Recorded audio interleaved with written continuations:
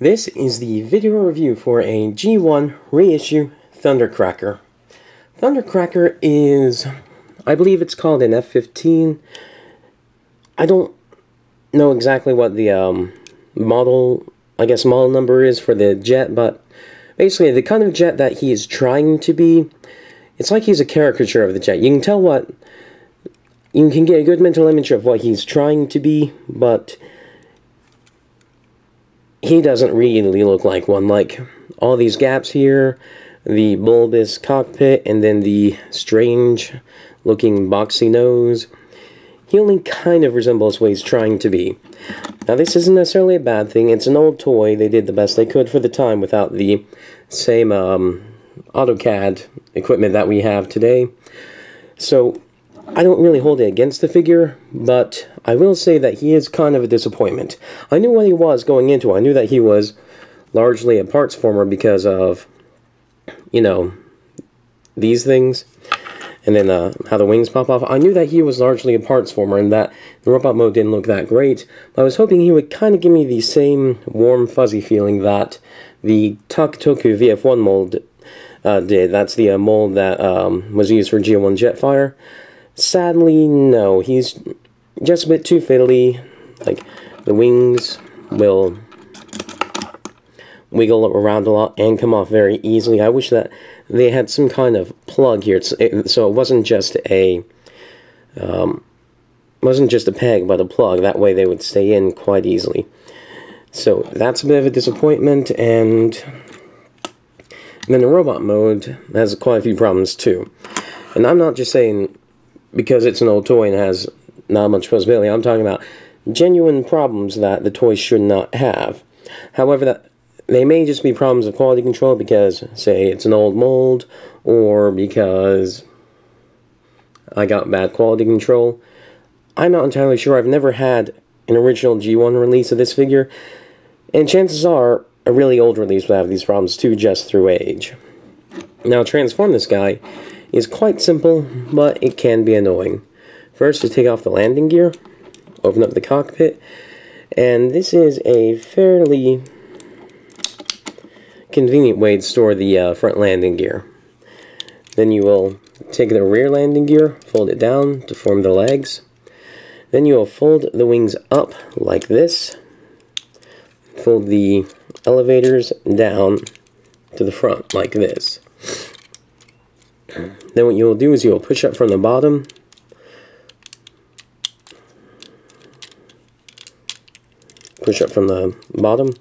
and pull out the arms. They have an angle cut there so they can kind of slide in together, but they are quite tightly packed. And then just bring the arms around. After you have that done, you can fold the wings, these parts of the wings back behind the tails. Stand them up, and what we will do next is we will take the nose cone, we will drop it down, bend it 90 degrees, and then make it this bar here basically orthogonal to the cockpit, and then swing it around, and then bring up the nose and fold it back. This is the basic robot mode with minimal part swapping, basically just the landing gear. To continue transforming him, we will take his little fist parts and make him look like he's a boxer.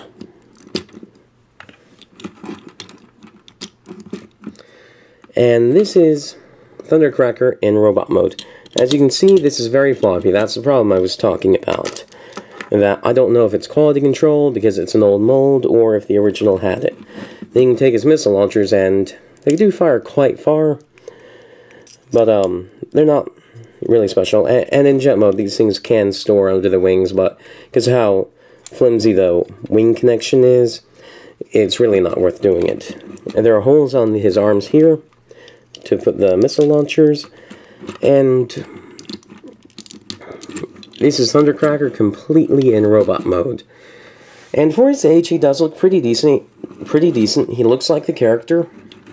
The wings are a bit low, and it's hard to get them to go out as straight as you might like. Excuse me. But all in all, he does look pretty decent. What bugs me about this figure is just the way that this bounces around. Now, I do also have a G1 reissue Skywarp, and this is not loose on Skywarp, but the reason why is because the nose is actually a little bit crooked, like 2 degrees or so crooked, and it's noticeable in jet mode, and it looks kind of bad, and it causes that when he's in robot mode, the cockpit scrapes along these die-cast chest pieces here. So, he doesn't quite have the same problem, but it's not really a good solution to the problem either. For posability, the wings can fold back and rotate a little bit, and this can be useful to get them out of the way of the arms, so the arms can rotate around 360. So the arms can rotate around 360, and they can go out on this joint here, so that they can separate away from the body a little bit. And that is quite nice, because it does mean that well, if the wings aren't in the way, that he can do some fairly more natural poses where the arms are away from the body. But with the legs, you don't get anything. Like, it almost feels like the legs should telescope out, but no, they don't.